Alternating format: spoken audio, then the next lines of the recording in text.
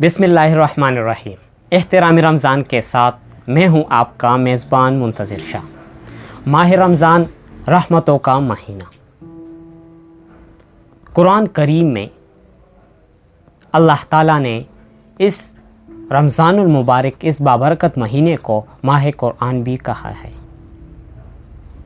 इस महीने में अल्लाह ताला जन्नत के दरवाज़े जो है वो पहले रोज़े से लेकर आखिरी रोज़े तक खुलवा देता है और जहन्नम के दरवाज़े को बंद कर देता है। सरकश शयातीन को अल्लाह ताला कैद कर देता है।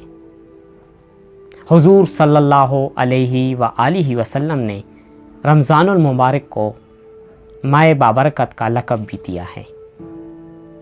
इस महीने में इबादत जितना आपसे चाहे हो सके तो कर ले, क्योंकि अल्लाह ताला इस महीने में नफल का सवाब जो है वो फ़र्ज़ के बराबर कर देता है और फ़र्ज़ का सवाब जो है वो 70 फ़र्ज़ों के बराबर कर देता है।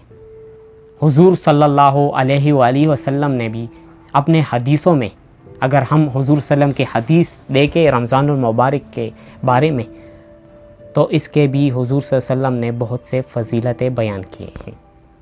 तो आज हमने कुछ ऐसे हदीस इकट्ठे किए हैं जिसको देखते ही आपके इल्म में बहुत इजाफ़ा होगा और आपको रमज़ानुल मुबारक के फ़जीलतों के बारे में पता चलेगा।